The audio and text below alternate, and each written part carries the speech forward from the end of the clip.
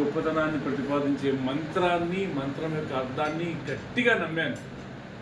నేను నమ్మిన మంత్రార్థముల యొక్క ప్రభావం కానీ నా వ్యక్తి ప్రభావం కాదు అని స్వయంగా రామానుజుల వారే భగవంతుడికి ఉపదేశం చేశారు.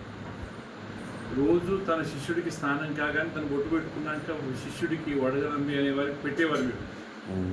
ఆ రోజు ఆ శిష్యుడు రాకుండా శిష్యుడి ప్లేస్లో దేవుడే ఆ సేమ్ దీంట్లో వచ్చేసేసి ఇలా ఉంగి బొట్టు పెట్టించుకొని వెళ్ళిపోయాక అసలే ఆయన వచ్చాడు. ఇప్పుడే పెట్టాను కదా అంటే రాలేదు, పెట్టలేదు గురుగారు అంటే రాలేదు గురుగారు, పెట్టలేదు ఏంటి ఇప్పటికిప్పటికీ అయిన దానికి వెళ్ళి చూస్తే తాను పెట్టిన బొట్టి తడారకుండా ఉన్నది ఆ స్వామికి, భగవంతుడికి అచ్చామూర్తి. ఏమయ్యా నువ్వు శిష్యుడి రూపంలో వచ్చి బొట్టు పెట్టించుకున్నావా అని. అక్కడ బొట్టు పెట్టించుకున్నారు, ఇక్కడ మా గురువు ఆయన ద్వారా మంత్రార్థాలు విన్నారు, తిరుమలలో శంఖ చక్రాలు పొందారు వెంకటేశ్వర స్వామి రామాయణ వాళ్ళ. లోకంలో ఎంత ఎక్కువ మందికైనా గురువుగా ఉండొచ్చు, ఎన్ని ప్రాంతాల వాళ్ళకైనా ఉండొచ్చు, కానీ దేవుడికే గురువుగా ఉన్నవారు ఒకరే రామానుజుల వారు, జగదాచార్యులు. జగత్తంతా విష్ణుమయం, సర్వం విష్ణుమయం జగత్.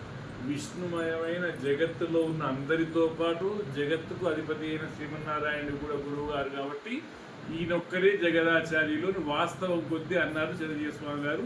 రామానుజుల వారి ప్రాజెక్టులో ఖాతం అది పట్టుకున్నారు, కాంట్రవర్సీ చేసేసారు.